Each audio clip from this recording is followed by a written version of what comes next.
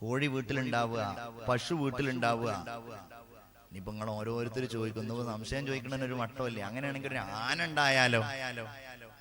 അതിവിടെ ഉണ്ടോ ആന? അല്ലെങ്കിൽ ഒരു പട്ടി ഉണ്ടായാലോ?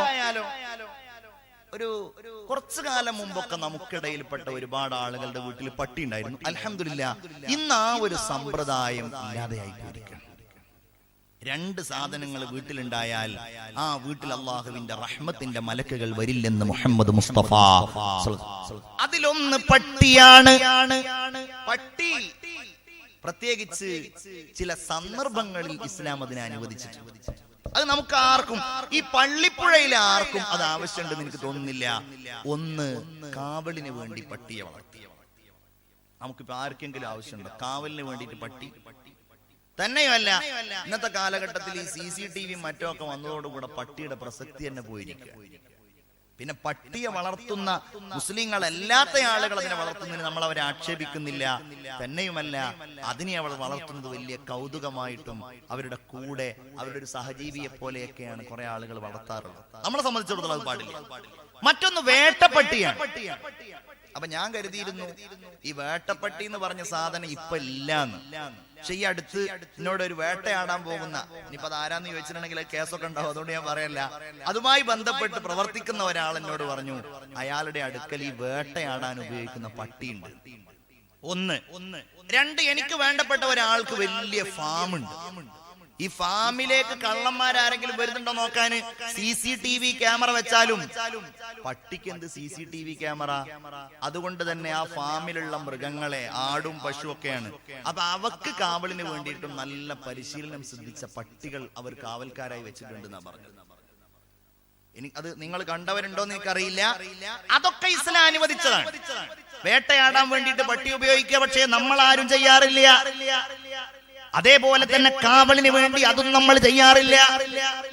അതുപോലെ തന്നെ മൂന്നാമതായി ഞാൻ പറഞ്ഞ മൃഗങ്ങൾ, അവയെ സംരക്ഷിക്കാൻ വേണ്ടിയുള്ള, അങ്ങനെയുള്ള കാവലിന് വേണ്ടിയുള്ളതല്ലാത്ത അലങ്കാരത്തിന് വേണ്ടിയോ വീട്ടിൽ പട്ടിയുണ്ട് സൂക്ഷിക്കുക എന്നത് ഒരു സ്റ്റാറ്റസിന്റെ ഭാഗമായിട്ടൊക്കെയോ ഉള്ള വീടുകളിൽ അല്ലാഹുവിന്റെ കരുണയുടെ മലക്കുകൾ കയറുകയില്ല എന്ന് ആദരവായി നബിയുനാ മുഹമ്മദ് മുസ്തഫ സ്വല്ലല്ലാഹു അലൈഹി വസല്ലം.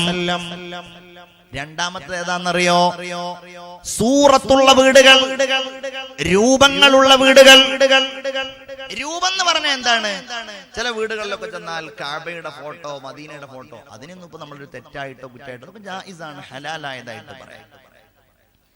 അതേ സമയത്ത് ഉദാഹരണമായിട്ട് ഞാനൊരു വീട്ടിലേക്ക് ചെന്നപ്പോ ആ വീടിന്റെ ഷോക്കേസിൽ നിറയെ രൂപങ്ങളുണ്ട്, പ്രതിമകളുണ്ട്. ഒരമ്മ ഒരു കുട്ടിയെ എടുത്തിരിക്കുന്ന ഒരു രൂപം, ഉദാഹരണം. അതുപോലെ തന്നെ ഈജിപ്തിൽ പോയ ആളുകളുണ്ട്. ഈജിപ്തിൽ പോയ ആരെങ്കിലും ഉണ്ടെങ്കിൽ ഒന്ന് കൈപൊക്കിക്കേ. ഒരാളുമില്ല ഈജിപ്തിൽ പോയ ആളുകൾ, ഒരാളുമില്ല. ഏതായാലും അല്ലാഹു തആല അവിടെയൊക്കെ പോകാൻ നിങ്ങൾക്ക് തൗഫീഖ് ചെയ്യട്ടെ. ഈജിപ്തിലൊക്കെ പോയിട്ടുണ്ടെങ്കിൽ അവിടുന്ന് കിട്ടുന്ന ചില സാധനങ്ങൾ, ഒരുപാട് പ്രതിമകൾ കിട്ടും. കാരണം ഈജിപ്തിലെ കൈറോയിലെ മ്യൂസിയത്തിൽ ലക്ഷക്കണക്കിന് വരുന്ന 5000-4000 കൊല്ലങ്ങൾക്ക് മുമ്പുള്ള പ്രതിമകൾ അവിടെ ഉണ്ട്. വലിയ മമ്മി. അപ്പൊ ഈ മമ്മിയുടെ പ്രതിമകൾ കിട്ടും. അപ്പൊ നമ്മൾ ഈ സഞ്ചരിക്കുന്ന ആളുകള് ചില നാടുകളിലൊക്കെ പോയാൽ അത് ഞാൻ അവിടുന്ന് വാങ്ങിയ സാധനമാണ്, ഗ്ലോബ് എന്ന് അതിന് ഇംഗ്ലീഷിൽ പറയും. ഓരോ നാടിന്റെയും ഗ്ലോബ് എന്ന് പറയും. തായ്ലൻഡ് പോയാൽ തായ്ലൻഡിന്റെ ഒരു ഗ്ലോബ്. ഇപ്പൊ ഇന്ത്യയിൽ നിന്ന് പുറത്തു പോകുന്ന ഒരാള് താജ്മഹലിന്റെ രൂപമായിട്ട് പോകും. കാസർഗോഡ് സന്ദർശിക്കാൻ വേണ്ടി വന്നിട്ടുണ്ടെങ്കിൽ നമ്മളുടെ ബേക്കൽ ഫോർട്ടിന്റെ രൂപമായിട്ട് പോകും. അത് ഞാൻ ഉദാഹരണം പറഞ്ഞാണ്, അങ്ങനത്തെ രൂപം കിട്ടുമെന്ന് എനിക്കറിയില്ല. ബേക്കൽ ഫോർട്ടിന്റെ ഒരു രൂപ, ഒരു ചിത്രോ അതല്ലെങ്കിൽ അതിന്റെ ഒരു ഉണ്ടാക്കിയ രൂപമായിട്ട് പോകും. എന്നിട്ട് അവരവരുടെ സ്വീകരണ മുറികളിൽ കൊണ്ടുപോയിട്ടൊക്കെ ഞാൻ ഇന്ന സ്ഥലം സന്ദർശിച്ചിട്ടുണ്ട്, ഞാൻ താജ്മഹലിൽ സന്ദർശിച്ചിട്ടുണ്ട്. ഇയാളുടെ വീട്ടിൽ പോയപ്പോ നിറയെ പ്രതിമകളാണ്. ഈ ചില ആളുകളുടെ വീട്ടിൽ പോയാൽ ഷോക്കേസിൽ ഇരിക്കുന്നത് കാണാം, വലിയ വലിയ ബൊമ്മകൾ. കാറുകളിൽ ബൊമ്മകൾ വെക്കുന്നവരുണ്ട്. നഊദു ബില്ലാഹ്, അത് അല്ലാഹുവിന് ഇഷ്ടമുള്ളതല്ല. പടച്ചതമ്പുരാൻ ഇഷ്ടമുള്ളതല്ല.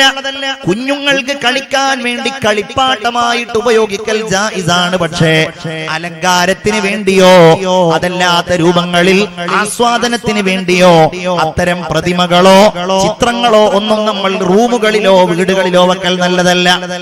പ്രതിമകൾ എന്നാ പറഞ്ഞത്, ഫോട്ടോകൾ എന്നല്ല. ഫോട്ടോ എടുക്കലും അത് സൂക്ഷിക്കലും ഒക്കെ മഹാന്മാരായ ഉലമാ ജായിസാക്കിയ സംഗതിയാണ്, ഹലാലാക്കിയ സംഗതിയാണ്. എന്നാൽ രൂപങ്ങളെ കുറിച്ചാ പറഞ്ഞത്.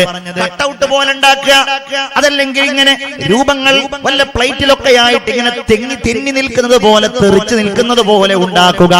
മുസ്ലിം സമൂഹത്തിന്റെ വീടുകൾ അതിന്റെ രൂപങ്ങളല്ല, പ്രത്യേകിച്ച് പഴയ പോലെയല്ല. പുതുതായിട്ടുണ്ടാക്കുന്ന വീടുകൾക്ക് വലിയ മോഡിഫിക്കേഷൻ അനിവാര്യമായിട്ട് വരാറുണ്ട്. അതിങ്ങനെ ഭംഗിയാക്കും, ഇന്റീരിയർ ഡിസൈൻ ചെയ്യും. അപ്പൊ ചിത്രങ്ങളും അതുപോലെ ഇതുപോലുള്ള കലാപരമായിരിക്കുന്ന സംഗതികൾക്കൊക്കെ വേണ്ടിയിട്ട് പ്രത്യേക അറേഞ്ച്മെന്റ്സ് ഒക്കെ ചെയ്യുമ്പോ നിങ്ങളോട് ഞാൻ പറയാണ്, അത്തരം കാര്യങ്ങൾക്ക് നമ്മൾ നിൽക്കരുത്. ടൈലിന്റെ പുറത്തൊക്കെ ഉണ്ടാവും രൂപങ്ങൾ, അതിനൊന്നും നമ്മൾ നിൽക്കരുത്. ഗൗരവത്തോടെ നമ്മൾ ഇത്തരം കാര്യങ്ങൾ ശ്രദ്ധിക്കണം. അല്ലാഹുവിന്റെ റഹ്മത്തിന്റെ മലക്കുകൾ അങ്ങോട്ടൊന്നും കടക്കുകയില്ലെന്ന് നബിയുനാ വസയ്യിദുനാ മുഹമ്മദ് മുസ്തഫ സല്ലല്ലാഹു അലൈഹി വസല്ലം.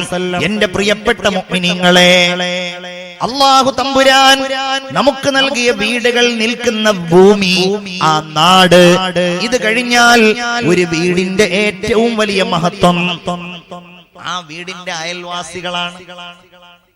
ഓ, ഇത് കേൾക്കാനാണ് കുറെ കാലം ഞങ്ങൾ കാത്തിരിക്കുന്നത്.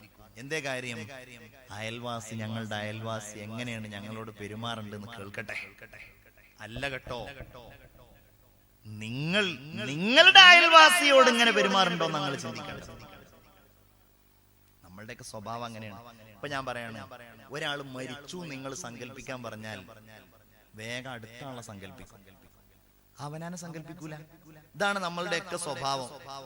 എന്തെങ്കിലും ഒരു അപകടം ഉണ്ടായി അവനാനല്ല അടുത്ത ആൾക്ക് എന്നതുപോലെ നമ്മൾ ഗൗരവത്തോടെ ചിന്തിക്കണം. എന്റെ അയൽവാസി എന്നോട് ഇങ്ങോട്ട് പാലിക്കേണ്ട മര്യാദയെ കുറിച്ചല്ല ഞാൻ പഠിക്കേണ്ടത്. ഞാൻ എന്റെ അയൽവാസി, എന്റെ വീട് നിലനിൽക്കുന്നതിന്റെ ചുറ്റുഭാഗത്തുള്ളവരോട്. ഇസ്ലാമിൽ ആരാണ് അയലത്ത് വസിക്കുന്നവൻ? 40 വീടുകളാ. വലതുഭാഗത്തേക്ക് 40 വീടുകൾ, ഇടതുഭാഗത്തേക്ക് 40 വീടുകൾ, മുന്നിലും പിന്നിലും 40 വീടുകൾ. എത്ര വീടുകളായപ്പോ? 160 വീടുകളായില്ലേ? 160 വീടുകൾ അയൽപക്കത്തുള്ള വീടുകൾ. ഇസ്ലാം എന്താണ് അതിന് കൽപ്പിച്ചത് എന്നറിയോ? നിങ്ങളൊന്ന് നോക്കണം. ഇന്ന് സമൂഹത്തിൽ അയൽവാസികൾക്കിടയിൽ ഭിന്നതകൾ വളർന്നു വരികയാണ്. വലിയ വലിയ മതിൽക്കെട്ടുകൾ ഉയരുകയാണ്. അയൽവാസികൾക്കിടയിലാണ് മതിലുകൾ ഇന്ന് ഉയരുന്നത്. എന്നാൽ ആ മതിൽക്കെട്ടുകളോടുകൂടെ പലപ്പോഴും പലരും സ്വന്തമാവുകയാണ്. എന്റെ വീട്ടിലേക്ക് ആരും വരണ്ട, ഞാൻ അവന്റെ വീട്ടിലേക്കും ചെല്ലുന്നില്ല. ശരിയാണ്, ഉപദ്രവം ഉണ്ടാകുന്നില്ല. പക്ഷേ അതല്ലല്ലോ നമ്മുടെ ബാധ്യത. ഹബീബായ റസൂലുള്ളാഹി സ്വല്ലല്ലാഹു അലൈഹി വസല്ലം തങ്ങൾ പറയാണ്, മാസാല ജിബ്രീൽ യുസീനി ബിൽ ജാർ. എന്റെ അയൽവാസിയെ കുറിച്ച് ജിബ്രീൽ അലൈഹിസ്സലാം എന്നോട് ഇങ്ങനെ ഉപദേശിച്ചു കൊണ്ടേയിരുന്നു. അവസാനം ഞാൻ വിചാരിച്ചു, അല്ലാഹുവേ, എന്റെ അനന്തര സ്വത്തിൽ നിന്ന് ഞാൻ എന്റെ അയൽവാസിക്ക് വല്ലതും കൊടുക്കേണ്ടി വരുമോ എന്ന് ഞാൻ വിചാരിച്ചു. നബിയുനാ മുഹമ്മദ് മുസ്തഫ. എല്ലാവരും സ്വലാത്ത് ചൊല്ലൂ, മുഹമ്മദ് മുസ്തഫ. അല്ലാഹുവിന്റെ റസൂൽ എന്താ പറഞ്ഞത്? അയൽവാസിയെ ബഹുമാനിക്കണം. മൻ കാന യുഅ്മിനു ബില്ലാഹി വൽ യൗമിൽ ആഖിർ. അല്ലാഹുവിനെ കൊണ്ടും അന്ത്യദിനം കൊണ്ടും വിശ്വസിക്കുന്നവരാണോ, ഫൽയുക്രിം ജാറഹു. അയൽവാസിയെ ബഹുമാനിക്കട്ടെ. നിന്റെ വീട്ടിലേക്ക് നീ വല്ല മിഠായിയോ നീ വല്ല പഴങ്ങളോ കൊണ്ടുവരികയാണ് എങ്കിൽ ഒരിക്കലും അതിന്റെ തൊലികൾ നീ നിന്റെ വീടിന്റെ പുറത്തിടാൻ പാടില്ല. കാരണം അയൽവാസിയുടെ കുഞ്ഞുങ്ങൾ വന്നാൽ അവർക്ക് അത് വിഷമമാകും. എന്റെ പ്രിയപ്പെട്ടവരെ, ഹബീബായ നബി എന്താ പറഞ്ഞത്? നീ നിന്റെ വീട്ടിൽ വല്ല ഭക്ഷണവും വല്ല കറിയും പാകം ചെയ്താൽ നീ അതിൽ കറിയിലുള്ള വെള്ളം കുറച്ച് വർദ്ധിപ്പിക്കണേ. കുറച്ച് വെള്ളം അതിൽ കൂട്ടണേ, എന്നിട്ട് നീ അയൽവാസിക്ക് കൊടുക്കണേ. ഇന്നത്തെ കാലഘട്ടത്തിൽ അതൊരു ആവശ്യമായിട്ടൊന്നും ഉണ്ടാവില്ല. അതേ സമയത്ത് ഞാൻ പറയാണ്, നമ്മൾ ആ ഹദീസിനോട് നീതി പുലർത്തണം. എങ്ങനെ? വീട്ടിൽ പായസം ഉണ്ടാക്കാന്ന് വിചാരിക്കും, അല്ലെങ്കിൽ വീട്ടിൽ സ്പെഷ്യല്, അതാദ്യം നമ്മളൊന്ന് ടെസ്റ്റ് ചെയ്തിട്ട് കൊണ്ടുപോയി കൊടുത്താൽ മതി, അല്ലെങ്കിൽ അയൽവാസിക്ക് ശിക്ഷയാകും. അത് വേറെ കാര്യം. നമ്മൾ നല്ല ടേസ്റ്റ് ഉണ്ടെന്ന് വിചാരിച്ച് പായസം ടെസ്റ്റ് ചെയ്യാതെ കൊണ്ടുപോയി കൊടുത്താൽ അയ്യോ ഇങ്ങനെ ശിക്ഷിക്കണമെന്ന് ചോദിക്കും അയൽവാസി. പക്ഷെ അതല്ല, നമ്മൾ എന്ത് നല്ലത് ഉണ്ടാക്കുകയാണെങ്കിലും ഒന്ന് അയൽവാസിക്ക്. ഒരു കാര്യമുണ്ട്, നമ്മൾ ഇന്ന് അയൽവാസിയോട് എന്തിനാ തല്ലുകൂടുന്നത്? ഇത് കണ്ടിട്ടല്ലേ നമ്മളുടെ മക്കൾ വളരുന്നത്? അപ്പുറത്തുണ്ട് എന്ന് പറയുന്ന സഹോദരിമാരോട് ഞാൻ ചോദിക്കുകയാണ്, നിങ്ങളുടെ മക്കൾ അസൂയ പഠിക്കുന്നത് എവിടെ നിന്നാണ്? നിങ്ങളുടെ മക്കൾ ദേഷ്യം പഠിക്കുന്നത് എവിടെ നിന്നാണ്? നിങ്ങളുടെ മക്കൾ പക പഠിക്കുന്നത് എവിടെ നിന്നാണ്? നിങ്ങൾ നിങ്ങളുടെ അയൽവാസിയോട് കാണിക്കുന്ന സമീപനങ്ങളിൽ നിന്നല്ലയോ? ആണോ? മോൻ കണ്ടു വളർന്നത് എന്താണ്? വാപ്പ അയൽവാസിയോട് തെറ്റാണ്, ഉമ്മയും അയൽവാസിയും. ഇതൊന്നും അൽഹംദുലില്ലാ ഇത്തരം പ്രവണതകളൊന്നും ഇല്ലാത്തൊരു നാട്ടിൽ വന്നിട്ടാണ് ഞാൻ ഈ സംസാരിക്കുന്നതെന്നാണ് എന്റെ പ്രതീക്ഷ. അള്ളാഹു തൗഫീഖ് ചെയ്യട്ടെ. എന്നാ എനിക്കറിയാവുന്ന എത്രയോ സംഗതികളുണ്ട് നമ്മളുമായി ബന്ധപ്പെട്ട്, എത്രയോ ആളുകളുടെ. ഒരു മരത്തിന്റെ കൊമ്പ് ഇങ്ങനെ വളർന്ന് അയൽവാസിയുടെ വീട്ടിലേക്ക് വന്നതിന്റെ പേരിൽ പോലീസ് കേസ് ഉണ്ടായി. മനസ്സിലാകുന്നുണ്ടോ? ഒരു മരം വളർന്ന് വളർന്ന് വളർന്നത് കുറച്ചും കൂടെ വലുതായി, അവസാനം അതിർത്തി ഭേദിച്ച് ഇങ്ങോട്ട് വന്നു. അതോടെ അവര് തമ്മിൽ ഭയങ്കര അടി. ആലോചിച്ച് നോക്കി, ഒരു ഇഞ്ച് ഭൂമിക്ക് വേണ്ടിയിട്ട് കലഹം. ഇയാള് മതിൽ കെട്ടാൻ ഒരുങ്ങിയതാണ്. അപ്പൊ ഇങ്ങനെ വരുമ്പോ അതിന്റെ പിന്നെ ഈ പഴയ കാലത്തുള്ള അതിർത്തികളൊന്നും ചിലപ്പോ അത്ര സൂക്ഷ്മാവൂല. അങ്ങനെ ബഹളം. എന്താ കാര്യം? ഒരു ഇഞ്ച്, ഒരംശം, ഒരൽപ്പം. നാളെ അങ്ങ് മരിക്കുമ്പോ എല്ലാം കൂടെ ഈ ഇഞ്ചടക്കം കൊണ്ടുപോവല്ലേ? ഇത് കണ്ട് വളരുന്ന നമ്മുടെ മക്കൾക്ക് എങ്ങനെയാ പകല്ലാതിരിക്കുക? വേറെ ചില ഉപമാരുണ്ട്, ഹസദ് പഠിപ്പിക്കും മക്കളെ.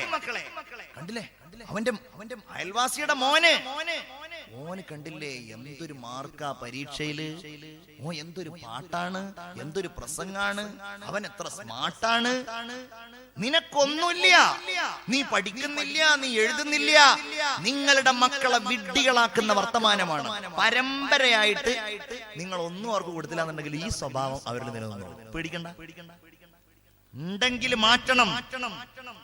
അയൽവാസിയോട് നമ്മൾ ആലോചിച്ച് നോക്കൂ, ഒരു മരത്തിന്റെ കൊമ്പിന്റെ പേരിൽ ഒന്നുകിൽ അത് വെട്ടിക്കളയാം. നമ്മളുടെ വീട്ടിൽ നിന്ന് അങ്ങോട്ടാണെങ്കിൽ അത് വെട്ടിക്കളയാം. ഇനി അയൽവാസിയുടെ വീട്ടിൽ നിന്ന് ഇങ്ങോട്ടാണെങ്കിൽ എന്താ ചെയ്യാ? അത് പറഞ്ഞിട്ട് കേൾക്കുന്നില്ല എന്നുണ്ടെങ്കിൽ അസ്വബ്റു നിസ്ഫുൽ ഈമാൻ, അതാ മാർഗം. അല്ലാതെ പോലീസ് സ്റ്റേഷനിൽ പോവലല്ല, കലഹം ഉണ്ടാക്കലല്ല, തെറ്റി നിൽക്കലല്ല. ചിന്തിക്കണം നമ്മള്. ഇന്ന് എവിടെ നിൽക്കുന്നു നമ്മുടെയൊക്കെ സമൂഹം?